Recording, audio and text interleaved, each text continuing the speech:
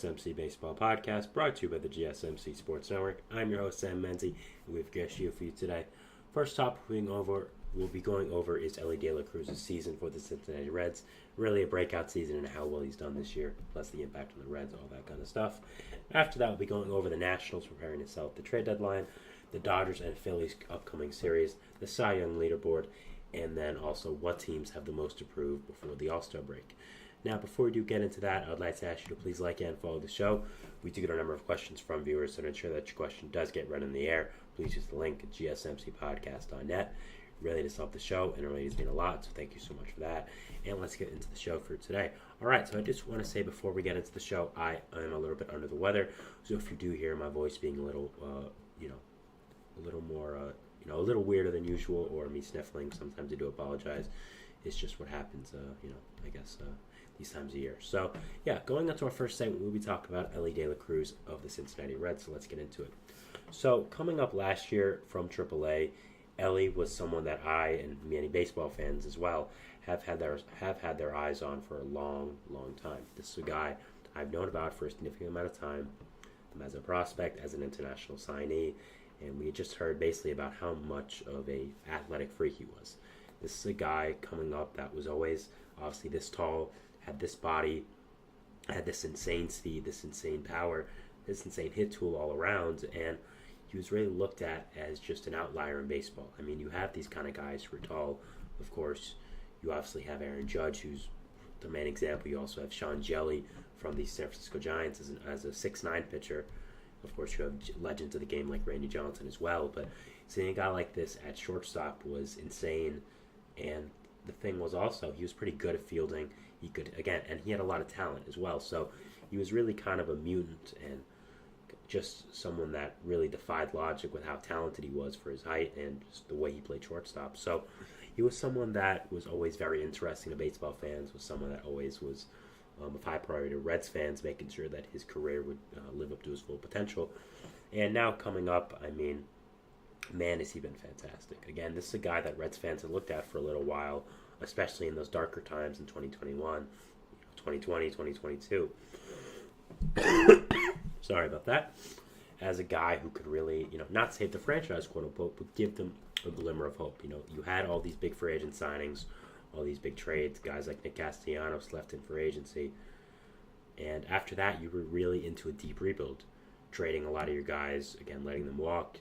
And you had a guy like Elly De La Cruz being able to go through that farm system, be able to just come up and seeing him as, again, like a glimmer of hope for this franchise. And now that he's finally up playing this well, I'd say Reds fans are pretty happy.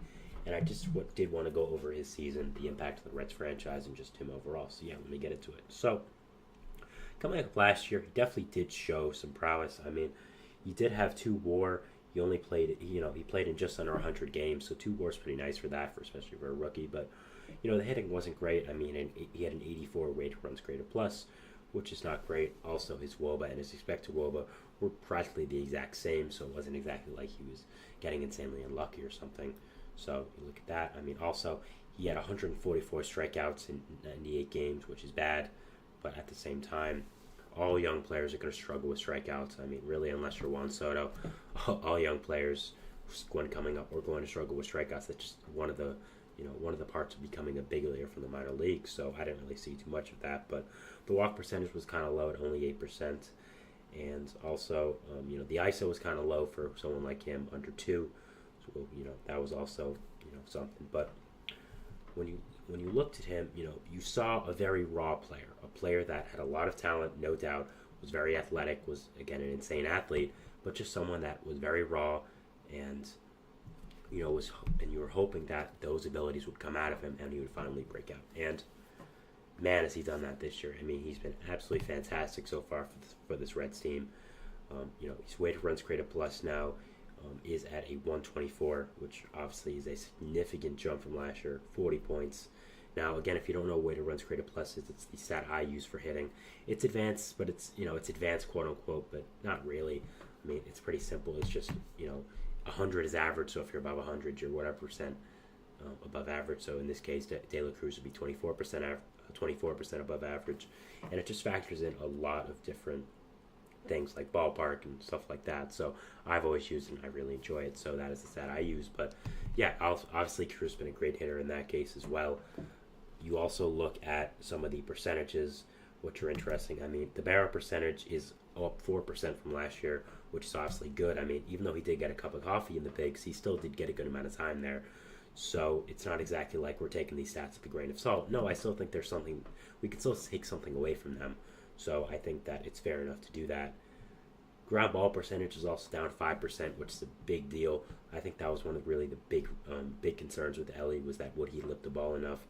And at the same time with him, he can hit ground balls. He can get away with it because he is so fast. It's kind of like a Trey Turner kind, where even if you do hit a little bit more ground balls than the regular, you're allowed to really as a hitter because you're so fast that you can beat out ground balls that a lot of people couldn't. So even though his ground ball percentage was a little high, I think that it was okay for the type of player he is. But still, even with it being lower, that's still fantastic. Hard hit percentage is up 3+% as well from last year, which is fantastic. Soft hitting percentage is down from last year as well. You also look at some other stats as well that really show how much he has improved and how much that he really has become a better player. His K percentage is down 6%, which is honestly fantastic. I mean, really, really nice, showing a lot of development from last year. The thing that's crazy, though, is he still leads the league in strikeouts, and his strikeout percentage is down 6%, so that's kind of showing you what kind of player he is. He might be a 3 true outcomes player, but hey, man, look.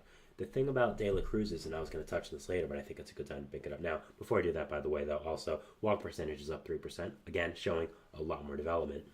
The thing about De La Cruz is, if he hits a single, that single is going to turn into a double, and that double may turn into a triple. Why? Because he can steal bases. The reason I want to talk about De La Cruz today, because I really could have talked about De La Cruz any day with the season he's having, was because he had 45 stolen bases yesterday, which set a Reds franchise record of stolen bases before the All-Star break, which is a significant record, I'd say. I mean, I know stolen bases have become a little bit undervalued in the game these past few years. They've kind of brought it back, but you remember the golden ages of baseball, early 2000s, late 1990s in general, 1980s. Stolen bases were a huge thing, and it wasn't a stat that was taken lightly. So the fact that Elly De La Cruz passed a ton of legends in Ranch franchise history for this record, I mean, is pretty incredible and shows just how well he is at stealing bases. I mean, he has 45 currently.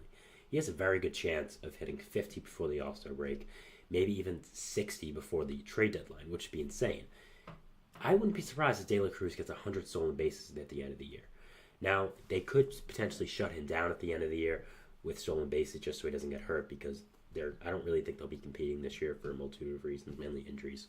I've talked about it many times in my show, but other than that, you don't really want to be having him stealing bases if you're really not into it. It's really not worth anything to potentially get a long-term injury for him. So, but I mean, again, you look at this guy right now, you look at some of the players he's up against with that stolen base record. I mean, the first one for me that comes to mind is another great Reds middle infielder, Barry Larkin.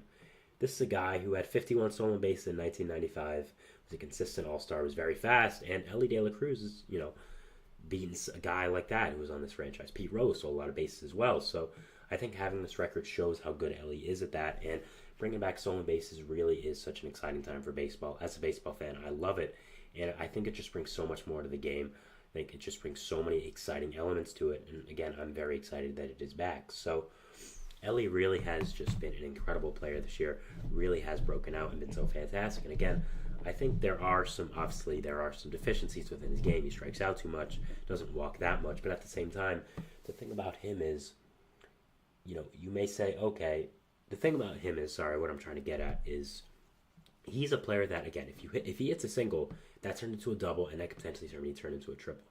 He's so fast, he's so good at stealing, everyone knows he's going to steal, but there's nothing you can do about it.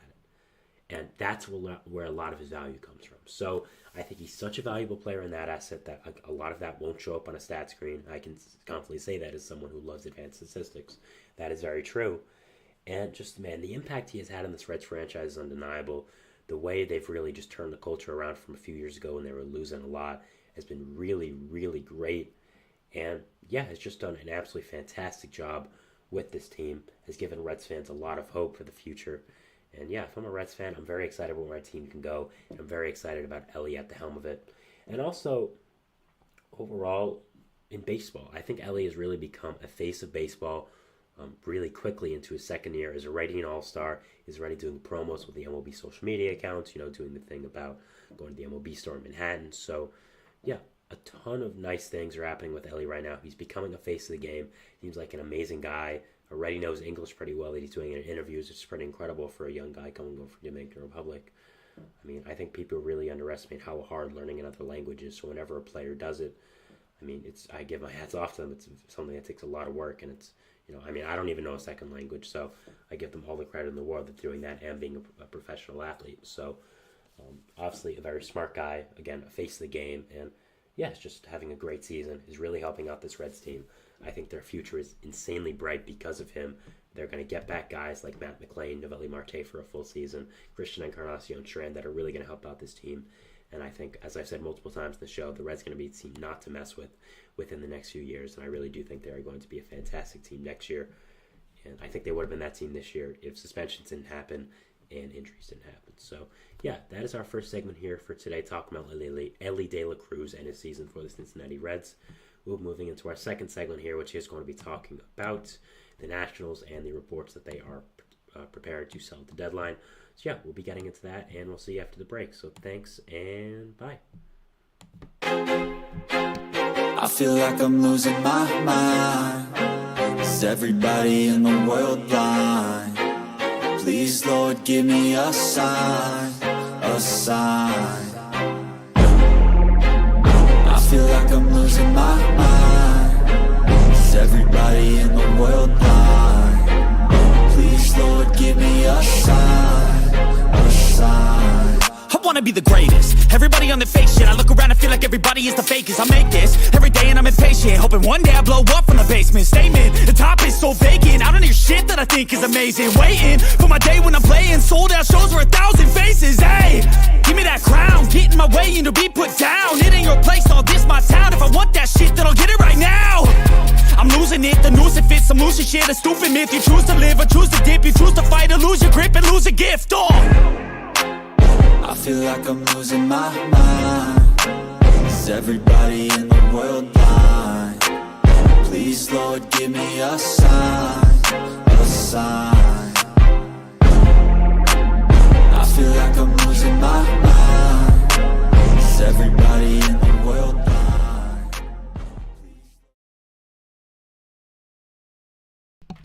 And we're back here on the GSMC Baseball Podcast, bringing you our second segment. But before you that, I'd like to ask you again to please like and follow the show. We do get a number of questions from viewers, so to ensure that your question does get read in the air, please use the link, gsmcpodcast.net. It really does help the show, and it really does mean a lot, so thank you so much for that. And let's get back into our second segment here today. All right, so our second segment is going to be about the Washington Nationals and them preparing to sell at the deadline. There was a report that came out today just talking about this and just going over what their plans are at the trade deadline, so let's get into it. Now, the report did say that the Nationals are going to be sold at this deadline, which is, I think, what most people expected. There were some people who were potentially saying they could be buyers. They should be buyers because of where they are in the standings. A lot of that young talent coming up, but obviously the Nationals have decided, and if reports are true, which I assume they are, it comes from a reliable source, that they are going to be preparing to sell at the deadline. Now, I think the first question we have to ask is with this Nationals team, just as baseball fans, do we think this is a good move? Do we think that this is the correct move? And do we agree with it? Now, I'll just say, in my opinion, I think, yes, this is a good move. I've talked many times on the show, even as a Mets fan, as someone who, is not too fond of the Nationals because they're my rival, that I think they have a fantastic future. I think they have so many great young players on this team coming up through this minor leagues that their future is absolutely fantastic, and I'm going to be scared of them next year. But the key word I say there is next, because next year, not this year.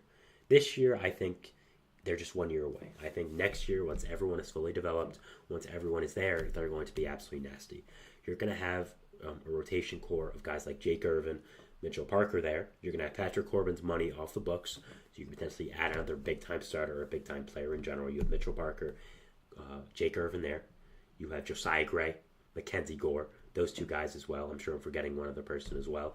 You can, again, sign a starting pitcher. You can trade one of those guys for a bat. And then in the lineup, you're going to have guys on this team like Keeper Ruiz, C.J. Abrams, James Wood, Dylan Cruz, Robert Hassel. There's a lot of talent on this Nationals team. They're going to have money open up. They've proven to spend it in the past as well. I mean, you saw that huge contract they gave to Max Scherzer, one of their first years of existence, of course, even though that was a few years ago. The same regime is really involved as well. They gave a huge contract to Patrick Corbin, huge extension to Steven Strasburg. They gave an extension to Keeper Ruiz when he was just coming up after they acquired him in that trade. So they obviously are not afraid to throw around money. I would argue they're a big market team. I would argue that they have the resources to. Again, I think they have the money to. I think they're honestly a destination that a lot of people would like to go to, being in D.C., a fan base that obviously is well known. They just won a World Series a few years ago in 2019. They have a great young core. They play in a beautiful ballpark, I think in a good location as well in D.C. So I think that really this is a place that a lot of people would like to go to, and I think they have a really good future. But I just think this year they're 1 year off, and that they need to kind of let everyone breathe and just let everyone develop more. So I think when we say, when we say they're selling, and we said they should sell, we have to ask, okay, who are they going to sell? It's easy to say they can sell, but do they have people that are available to sell, and people that are guys that people would want? Now, there definitely is. Now, first off, we'll go through two kinds of player: the 1 year rental kind of player, and then more of a controllable type player. So first off, the 1 year rentals, guys that I would say are locks to go. There's two guys to me. First of all, Dylan Floro and Joey Gallo. Now, Dylan Floro was a really good pickup by this Nationals team, signed a 1 year contract, and has been a very good reliever for this team. Has been very, very solid. Two ERA over a good amount of innings for this team. I think we'll get a solid prospect back in any package. Is a very good middle relief arm. I think that was just a good signing by the Nationals and should get a good package back. So nice job there by them. Then you, of course, have Joey Gallo, who signed a 1 year contract with them in the offseason to kind of just be a utility player all around. Obviously, Gallo has dropped a long ways from his time in Washington, his time in Texas. So, obviously, Gallo is not the same player, but I think still brings a lot of value. Can play a good amount of different positions. Has, of course, a lot of just genuine power that he's always going to have. And it's just a good bench bat, is a good depth guy, and I think would be a very valuable asset to a lot of teams. And I think they should get something back for him, maybe a player to name later, but I would say he's also definitely gone. And if he's not, if they don't like anything, I'm sure they'll just DFA him so he can go to whatever team he wants because he's not in the future. Then we have another guy, Jesse Winker, who is actually interesting because Winker also signed a 1 year contract, kind of like Gallo, where he had fallen from being an all-star in his earlier years with the Reds. After two rough seasons with the Mariners and then the Brewers, he had fallen and signed a 1 year contract with the Nationals. Unlike Gallo, though, he's done pretty well. I mean, he's been a really good player for this Nationals team. Been a really nice signing, and they could get a lot back for him if they trade him. I think a lot of teams could use his lefty power bat. He can play first. He can play the outfield, DH, of course. But I think the question is, do the Nationals want to keep him? Do they want to attempt to extend him, re-sign him in the offseason, and make him a part of their core? Do they think that this streak was real? And that's a question they have to ask themselves. And I think if they trade him or they don't, and if they try to extend him, we'll be able to see what way they're going. So that's a question. But I think the two guys that are definitely gone is Floro and Gallo. But then Winker is also a guy I think that has it has potential to be gone, but we're not sure if he will, because obviously Winker's had a good season, so they could look to extend him. But then there's two other guys I want to talk about for this Nationals team that would really be interesting, and I think is a genuinely tough decision for this Nationals team. First off, Kyle Finnegan. Kyle Finnegan has been a very good relief pitcher for this Nationals team. He's been a very good closer, actually one of the best closers in baseball for a little bit now with this Nationals team. Has, over 20 saves. The Nationals don't win many games, but when they do, I'm sure he's part of it. So the question about Finnegan is, do you want to sell him off? Because, he's older. He's like 28, 29. He has, but the thing is, he has 2.5 years left in his contract, and he's proven to be a winning player. So the question the Nationals have to ask themselves now is, do we look at him as a part of our long-term core, and is keeping him better than getting whatever prospect we can get back? And that's going to be interesting to me to see. So I think that's really one question the Nationals have to answer if they are going to be selling at this deadline. And I think whatever they do with Finnegan, whatever decision is made, that is really going to tell me a lot about what they're going to do. And that kind of adds into another player on their team, like Lane Thomas. Lane Thomas has been a very good outfielder since coming over from St. Louis in a trade a few years ago for John Lester. A very surprising trade. I mean, I don't know why the Nationals ever traded for. I don't know why the Nationals ever traded for John Lester. I don't know why the Nationals ever signed John Lester. Sorry, but they did, and that was strange. So they at least got a good prospect back for him. I don't know exactly why. The Cardinals ever traded for him, and I don't know exactly why they gave an actual good player in Lane Thomas for him, but they did. So, whatever, I guess. But yeah, he's been a very good player for this Nationals team since coming over, and it's just been a very solid bat for them. And the question now is, do you look at him as a part of your long-term core? Do you look at him as a guy that is going to be a genuine piece to your team?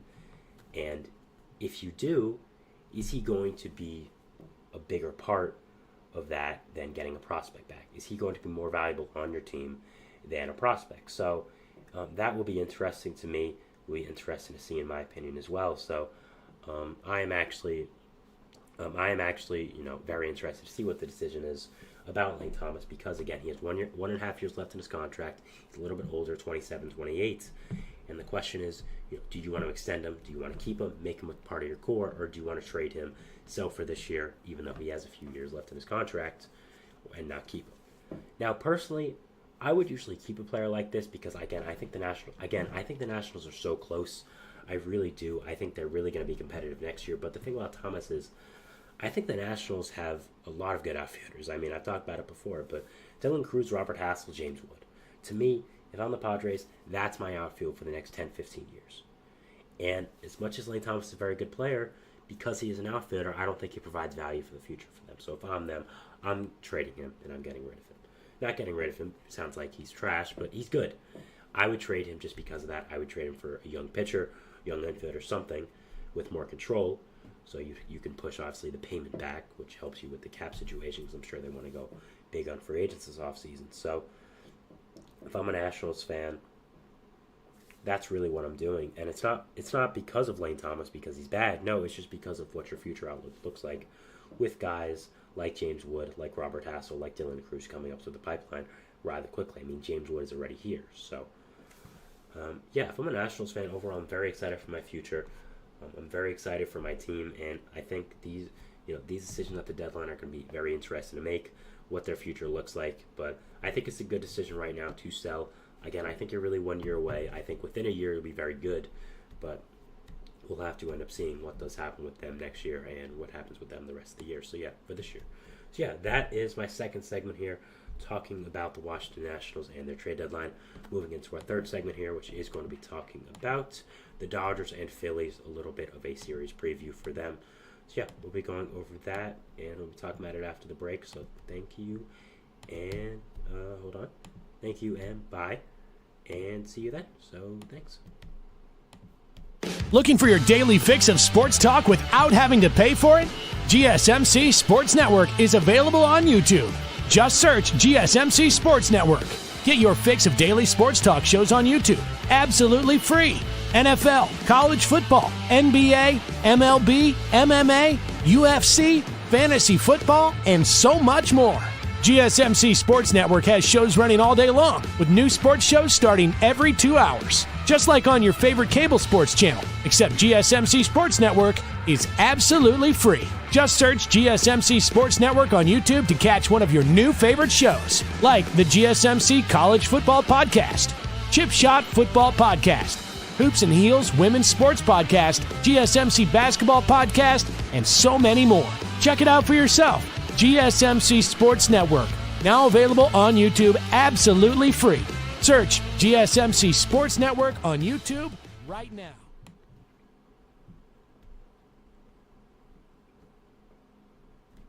And we're back here on the GSMC Baseball Podcast, bringing you our third segment, which is going to be talking about the Dodgers and the Phillies and their upcoming series. So just talking about that and previewing it, so let's get into it. So obviously, Dodgers and the Phillies, the two teams I've had at the top of my power rankings for the past few weeks. So not top in the league, but both have been top 5 and both have been the top NL teams. And I would say most people agree with that. I don't really know at this point how anyone can say the Dodgers and Phillies aren't the two top NL teams, have been for a little while, really since the Braves have kind of skidded and dealt with all those injuries. I think the Phillies and Dodgers really have become the top two, and they are playing now in a series. They are playing each other They are playing each other starting tonight. So I did just want to talk about the series and just go over, who has the advantage, what's going on with them, what these two teams look like for the future and the rest of this year, and just going over it in general. So very interested. So let's get into it. Obviously, it is going to be in Philly. It is starting tonight at 6:40. Great time for baseball, by the way. Getting off topic a tiny bit. 6:40 is the perfect time for baseball. I mean, really, it is. I don't understand why more teams don't do 6:40, but it is whatever. But anyways, so obviously, in my opinion, two best NL teams facing each other off should be very, very interesting. A potential NLCS preview. I think a lot of people would say yes, that this is going to be on the NLCS, but we'll have to see. So first, for the Phillies, they already have an advantage. Harper and Schwarber are returning. They have both been activated off the 10-day injured list. Is it a coincidence that they've both been activated off the 10-day injured list right before they're about to play the Dodgers? I don't really think so. I think this was pretty much planned by the Phillies, that they, even if they were healthy, they wouldn't be off the injured list. So, yeah, will be interesting to see about that. We'll be interested to see now if Bryce Harper does play in the All-Star game coming off that injury.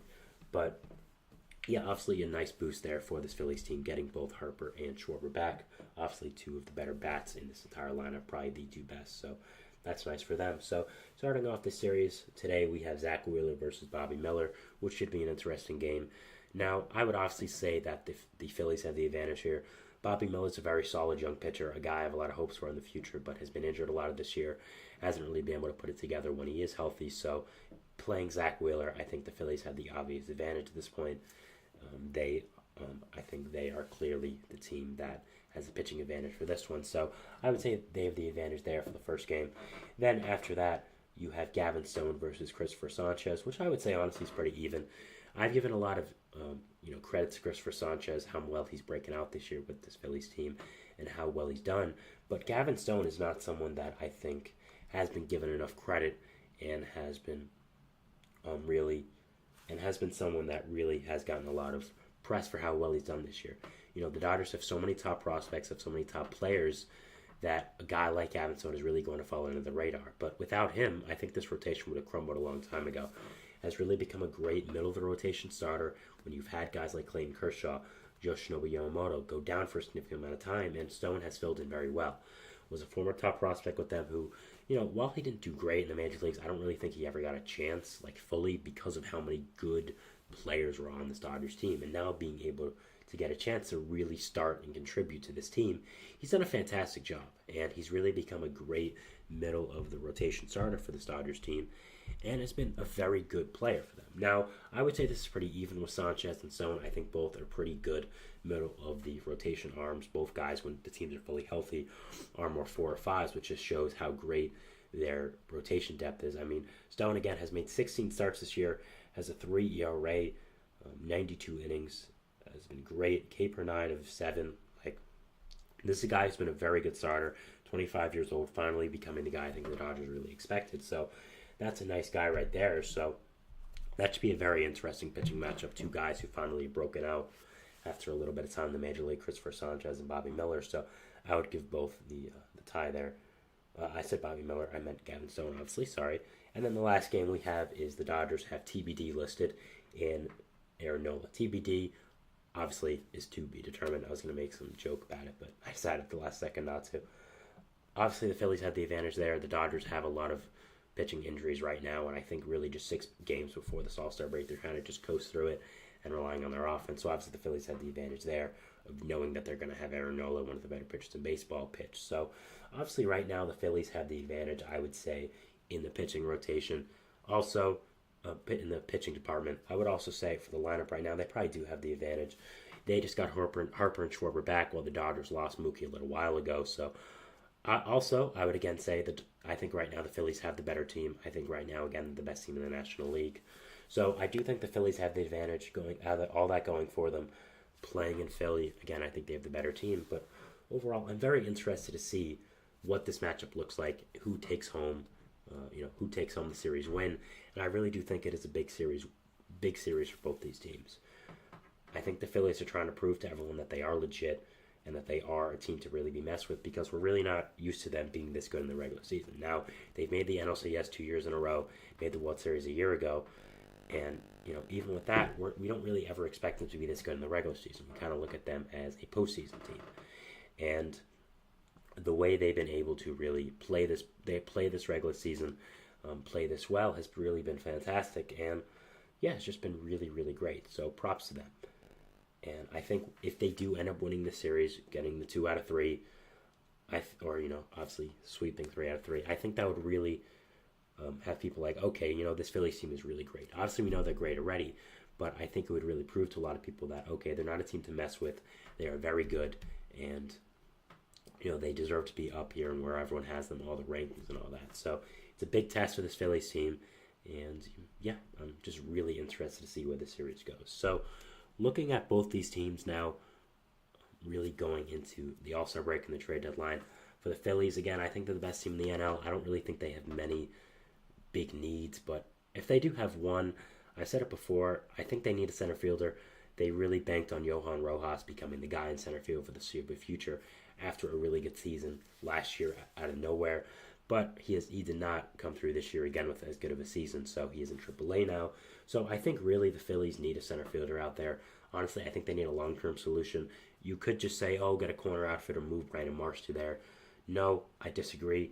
I think the Phillies need good outfield defense. They didn't have it for a long time, and I think it really cost them. When you could have Nick Castellanos or Kyle Schwarber playing a corner outfield spot, I think you need to have the 2 other guys in your outfield be very good to make up for that. So I don't really think you should get a trashy corner outfielder who can hit well. Maybe a guy like Brent Rooker, as much as he's been connected to them, I don't really think he's a fit, because I think they need a center fielder more. I think you should be able to get a good center fielder who can field well, obviously hit well as well, just be a good all-around player. Keep Brandon Marsh in right field, and then have both those guys be really good fielders there, and kind of make up for the lackluster defense Schwarber and Castellanos are going to bring in the corner spots. So I think there's been a few players that have been mentioned. First of all, Jazz Chisholm, who I mentioned yesterday. I think Chisholm is a really, really great fit for this Phillies team. Obviously, he's the best defender in center field, so I'm kind of I'm blanking on the word. I'm kind of being a hypocrite. There we go. I'm kind of being a hypocrite. But at the same time, I think Chisholm is still learning the center field position. I mean, moved there from the infield in his professional career rather recently. So I think he has the potential to become a good fielding center fielder. Has great instincts out there, being a second baseman and shortstop. Has great speed, and is good with the glove as well. I think really just needs to know how to play balls better. So I think Chisholm would be a good add to this Phillies team. Also, Cody Bellinger, if the Cubs really do want to fully sell, I think Belly can become a really good fit for this Phillies team. You could sign him to a long-term contract, would be a nice lefty bat in that stadium, would add into the middle of that order with guys like Harper, like Schwarber, like Castellanos, like JT Realmuto, like Bryson Stott, like Alec Bohm, like Trey Turner. I think that would just become a fantastic offense. And if you're a team facing the Phillies, you're going to have to go through a lineup that consists of JT Realmuto, Bryce Harper, Bryson Stott, Trey Turner, Alec Bohm, Nick Castellanos, Cody Bellinger, Brandon Marsh, and then Kyle Schwarber. And where's the out there? Where's the part where you can say, okay, this guy's up, you can relax? Maybe Bryson Stott. I mean, maybe Brandon Marsh, maybe Nick Castellanos, but even those guys are still good. I mean, Nick Castellanos, we know of his pedigree. Bryson Stott isn't that bad. Marsh isn't that bad. So that'd be an insane lineup to face. So I'm very interested to see what they do about that. Going with the Dodgers now, I think the Dodgers really just need some pitchers. We've been connected to Garrett Crochet a lot. I think they could use him. Also, with the Dodgers, they've been connected center fielders, but also I think it could be true. They really looked kind of like the Phillies as their future center fielder coming up last year with James Outman for the Dodgers. Obviously, Yohan Rose with the Phillies, but Outman is now in AAA, like the Phillies had to do with Rojas. So I think the Dodgers could look for a long-term answer at center field. They really have given up on James Outman. I think Jazz could be a potential fit there, even with all the negative stuff he said about Miguel Rojas. So I don't really know if that would fit, but baseball-wise, I think it could. I think Garrett Crochet and Luis Robert, kind of a mega deal for the Dodgers, would be great, and honestly, I think it makes a lot of sense. Robert's also someone that, of course, fits this Phillies team, but I don't really know if they have the prospects to get him. So Robert is someone I think both teams should be going after. I think both really have the same needs, which is a center fielder.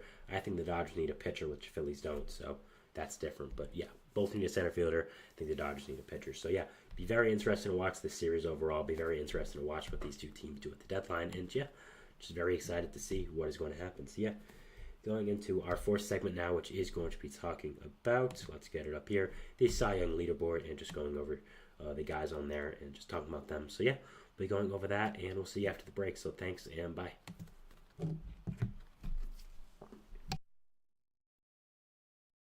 For the best and latest podcasts available anywhere, go to the podcast app on your cell phone and type in GSMC to access free content-rich podcasts on health and wellness, book reviews, sports, entertainment, relationships, social media, movies, technology, finance, and even weird news. Subscribe and download the GSMC Podcast Network's family of shows, available everywhere podcasts are found.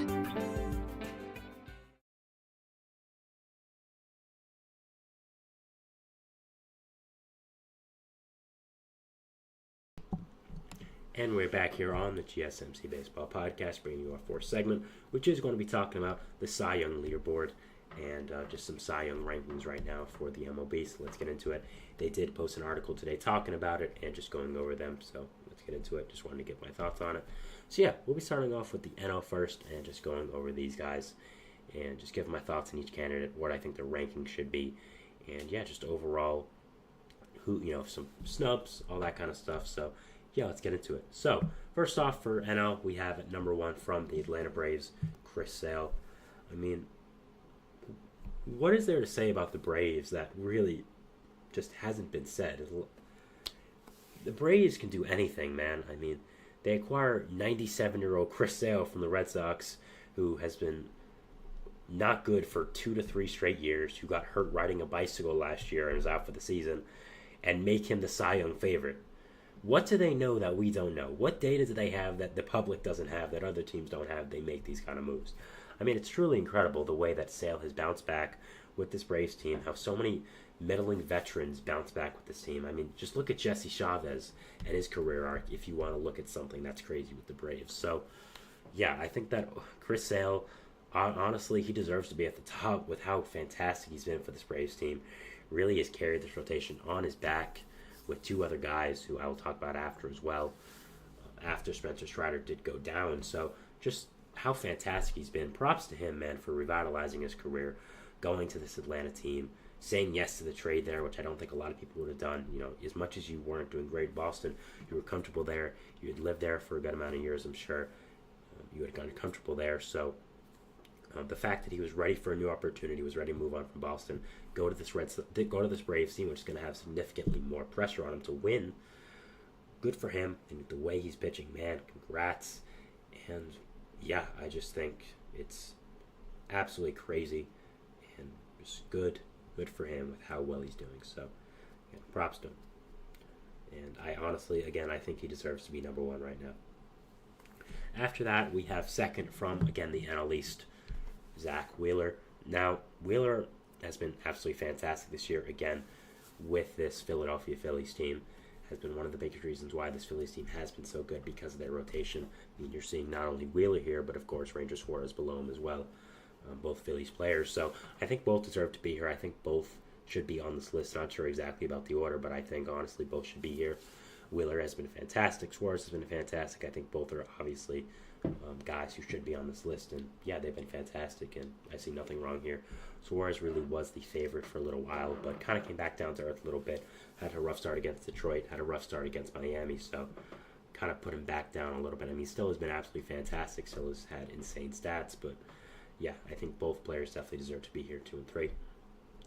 4, we have the first non-NL East pitcher from the Los Angeles Dodgers, Tyler Glasnow. Glasnow has been absolutely fantastic this year with the Dodgers, coming back home to LA after getting traded from Tampa. He has been what the Dodgers have needed. A lot of the players in this Dodgers team, this Dodgers rotation specifically, have been hurt on and off the injured list all year, but not Glasnow. Glasnow's reputation to coming to LA was when he's on the field, he's a top 5 pitcher in the game. But that's a big but. And that's a big when, because he's not a lot on the field. He gets hurt a lot. He had Tommy John. He has numerous setbacks with his rehab. He has a lot of arm injuries, and the Dodgers took a chance on him, brought him back to LA, put him in the middle of this put him in the middle of the championship contending team with superstars like Shohei Ohtani, Mookie Betts, and said, "Here, you're our ace now. Go get him, kid." Put him in a rotation with guys like Clayton Kershaw, Yoshinobu Yamamoto, and man, has he done fantastic. Has had an incredible season with this Dodgers team. Definitely deserves to be here. Great storyline for him, and great job. And finally, his NL West rival, direct rival, also from California, from San Francisco Giants, Logan Webb. Yeah, Logan Webb is always going to be a consistent presence in this list for as long as he's really in the prime of his career. Just a fantastic pitcher. One of the best ground ball inducing pitchers I've seen in a long, long time. Just a master at that. So good. I had the chance to watch him last year throw a complete game shutout in San Francisco when I did go to their ballpark, and man, was he amazing. Just so fun to watch, honestly. Just the way that he throws those sinkers, the way that the ball moves out of his hand. Just an absolutely amazing pitcher. And yeah, definitely deserves to be here. Now, there are some guys I think maybe should have been on this list. I mean, Reynaldo Lopez and Max Fried, I think both should get maybe a little bit of credit for and maybe should have been on here. Also, I would have Paul Skeens on here. I think I want to make it clear that all these 5 guys are deserving, but I think Skeens should be on here, and I think that Skeens should be higher on this list. I think Skeens really is a Cy Young favorite right now. Sonny Gray also had a great year, so props to him. Shota Managi, even though he cooled off a little bit, still having a great year. Dylan Cease, great year. So I think those are some guys that deserve credit, but if I was doing this list, honestly, I'd probably go Sale, I'd go Wheeler, I'd go Skeens, I'd go Suarez, then I'd go Glasnow. Logan Webb, as I said, is having an amazing season, but at the same time, I just think Skeens is better. And also, Reynaldo Lopez, I don't really know why he's not on here. I didn't put him on here in my own list when I just said, which I do regret. Actually, I'm just going to go over that again. So I'm going to go Sale, I'm going to go Wheeler, I'm going to go Skeens, I'm going to go Suarez, and then I'm going to go Lopez. Again, no real disrespect to Glasnow and Webb, but I just don't understand how Lopez isn't on here with the ERA he's had. I understand that you're probably thinking he's going to regress, but I don't know. I think he really should be on here at this point. So, yeah, I think that Lopez should be on here with the fantastic season he's having. But really, these 7 guys are really deserving. The guys I mentioned as well, also who aren't on the list are also deserving. So, yeah, just a lot of great talent in the NL right now for pitching, and they've done a really great job. Moving into the American League now, we are going to start off with number 1 from the Detroit Tigers, Tarik Skubal. Yeah, Skubal's been absolutely fantastic. To me, is the clear Cy Young favorite right now. This Tigers team stinks, but Skubal's not the reason that they do. I mean, he's been absolutely fantastic, been so good, and yeah, I really don't see a problem with this whatsoever. Has been an amazing pitcher for them. Has really become the ace-like presence that I and a lot of people thought. Again, I will say it a million times because I love being right. I think a lot of people do. I had him picked as my Cy Young winner for the American League. I've been right so far, and yeah, I need the Tigers team to be good because I need to see Skubal in the playoffs. I mean, man, is this guy incredible. His changeup is one of the best pitches I've seen in a long time. He's been just so incredible this year with this Tigers team, and yeah, definitely deserves to be on this list and definitely deserves to be number 1. Number 2 from the Baltimore Orioles, Corbin Burnes. Yeah, Burnes has been absolutely fantastic this year. I think really Skubal and Burnes are the clear 1-2 of the Cy Young rankings. I think after that you can really put a few guys. But I think Burnes, he's been everything the Orioles have wanted and more since coming to this team. His presence has been much more important now because of all the injuries they faced. Guys like Dean Kramer, Tyler Wells, Kyle Bradish, more importantly, going down. The way that he's been able to just stay calm, be such a presence in this Orioles rotation, be so good as he has been. It's just been truly incredible, and props to him with how well he's done, and just been absolutely so good with this Orioles team. Yeah, definitely deserves to be on this list, definitely deserves to be number 2. Seth Lugo, number 3 from the Kansas City Royals, new All-Star. Congrats to him. I mean, also, again, amazing story watching him as a Mets fan a few years ago as a reliever. Did not think he would be an All-Star, but good for him, especially as a starter. And, yeah, honestly, he deserves to be on the Cy Young list as well. I think he's been so amazing with this Royals team. I mean, oh my goodness, he's been so fantastic. I mean, man, there's a lot of words I want to say about how good he's been, but I can't because we're a family-friendly show. But, yeah, just so good and so fantastic with how he's done with this Royals team. Really has been one of the big reasons why this Royals team has been so good this year. really has exceeded expectations. And man, has Lugo been so good. It definitely deserves to be the top 3 here. Number 4, we have from the Chicago White Sox, for now at least, Garrett Crochet. Obviously, Garrett Crochet, we know his story by now, changed from reliever to a starter, has been absolutely fantastic this year, leads the league in strikeouts right now, is so good. I really don't know what to say about him that hasn't been said. He's fantastic, deserves to be on this list. What a turnaround for his career, definitely deserves it. I like him here at number 4. And at number 5, we have Logan Gilbert from the Seattle Mariners. Logan Gilbert has been absolutely fantastic, finally breaking out that Mariners fans expected him to as a top pitching prospect. Adds into that amazing pitching core with him, Brian Wu, Emerson Hancock, Luis Castillo. All the talent they have on this Mariners team is so phenomenal and just amazing. And yeah, man oh man, just this team is fantastic, and Gobert's been amazing and really adds into a aces tandem with Luis Castillo, who I was also going to mention as a guy who potentially could find themselves on this list. I want to make it clear that also this is the top 5 I would have. I would have it as this exact top 5 as well. I think this is very good, and I think this is really what it should be at this point. But, some guys I want to shout out for how great of a season they're having. Cole Reagans of the Royals, Lugo's teammate. He's been fantastic this year. Tanner Houck, new All-Star, announced last night. He's been absolutely fantastic. Another guy that should get some credit for how well he's done, even though he couldn't make it on this list. Jack Flaherty, what a great signing that's been for this Tigers team. Gilbert and Castillo's teammate, George Kirby, another one. Fantastic. Joe Ryan had a great season as well with the Twins, but there can only be 5 for right now, and I would agree with this 5. I think that's really the best list. So yeah, that is our 4th and final segment here. 4th segment, going over the Cy Young leaderboard, not final. Moving into our 5th segment, our 5th and final segment here, which is going to be talking about teams who need to prove themselves before the All-Star break. Kind of a lengthy title line now. I can really figure out a way to shorten it, but we'll be explaining it more after the break. So yeah, we'll be seeing you after the 4th and final break, and thanks and bye.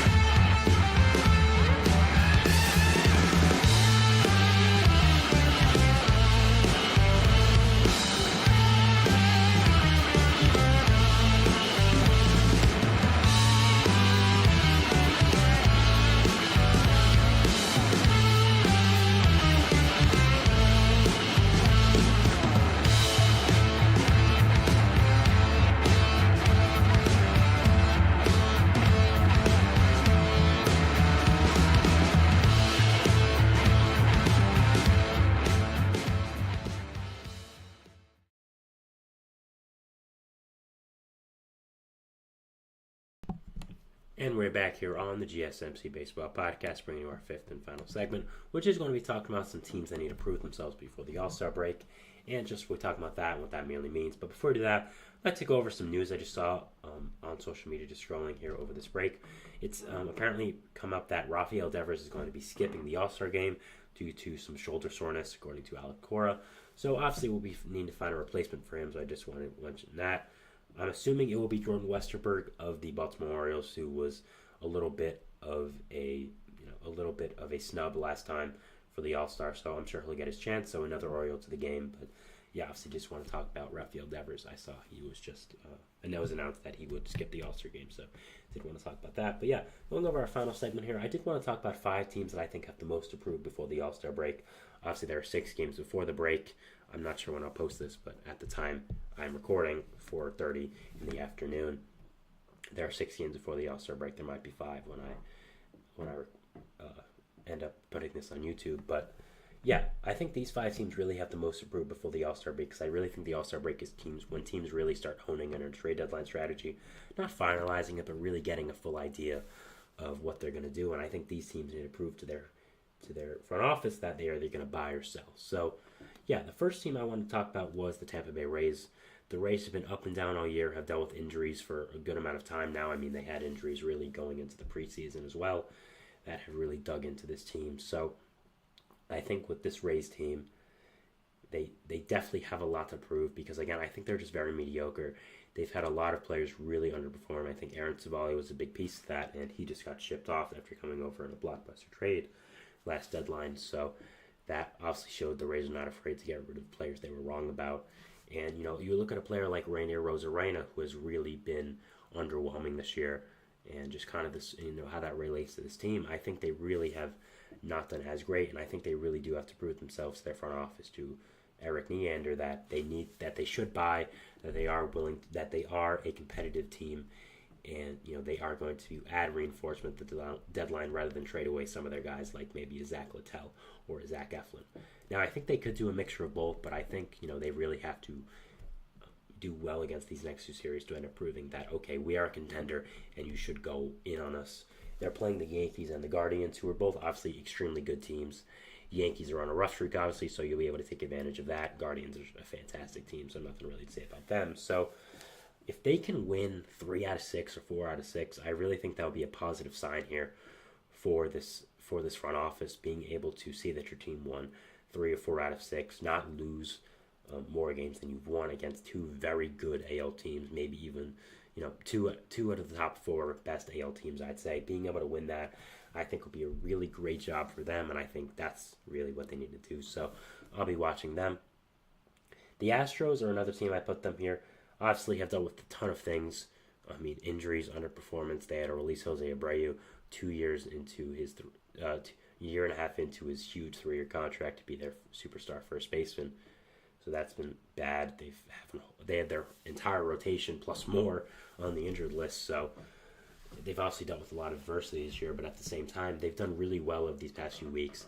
They've been a really good team, and they're playing the Marlins and the Rangers upcoming. These next 6 games, both teams are bad, and I think I think they can really win 5 out of 6, and I think if they do, that'll make this Astros front office want to go in fully on this team. Now, I think they were always going to buy because Jim Crane really does not want to ever have a selling team, but if they win a lot of these games, I think you could maybe look to go fully all in on maybe a guy like Jack Flaherty or a Garrett Crochet, even if you want to go fully. So it will be interesting to see what they do end up doing and who they end up trading for at this deadline, whether it's going to be a full all-in guy, a less all-in guy, someone like a Tyler Anderson maybe who's, adding, but not as much sacrificing your future if you were going to add a Jack Flaherty or a Garrett Crochet. So will be interesting to see what this Astros team does, and yeah, definitely interesting to see what their deadline motive is going to be after facing this Marlins and Rangers team, and just what the future is going to look like for them. After that, we have the Mets. They are playing the Nationals and the Rockies. They've been up and down. Had that amazing stretch in June. Have not won a series in a while now. Just split with the Nationals, split with the Pirates. So obviously 2 bad teams, but they faced really good pitching over that time.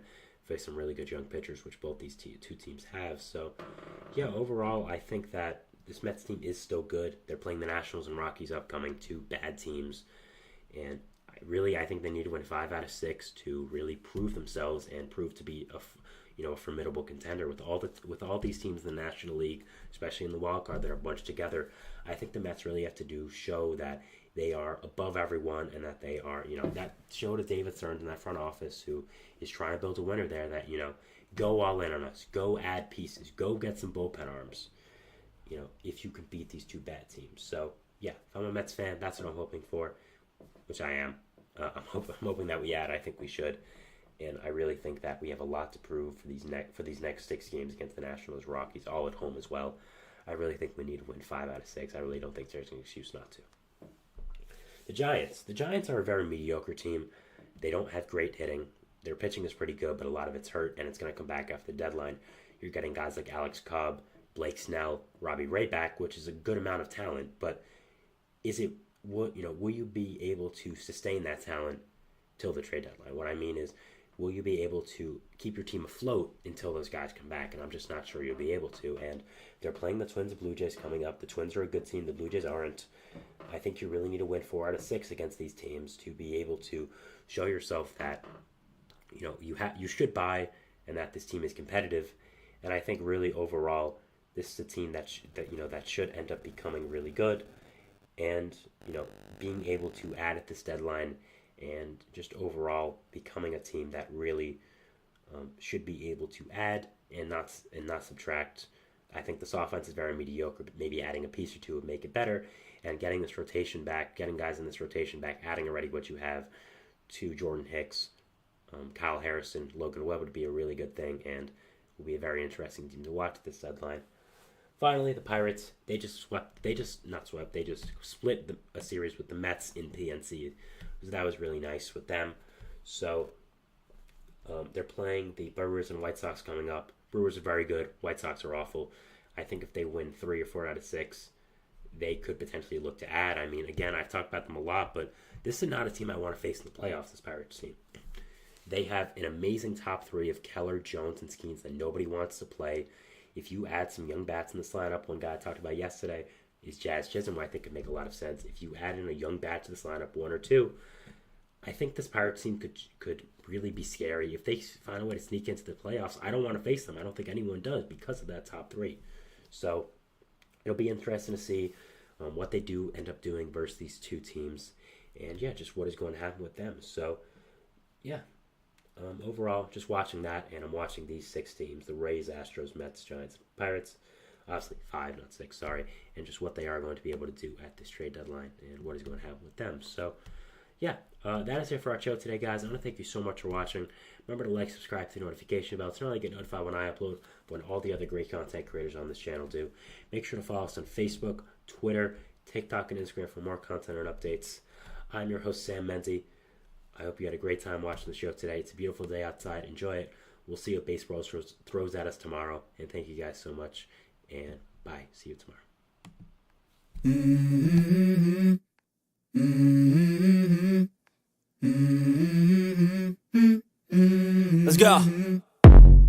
I wake up to a little bit of drool on my pillow, feel like it's gonna be a bad day. Yeah, I'm tired of shit, and the coffee ain't hit yet, damn, ain't that great.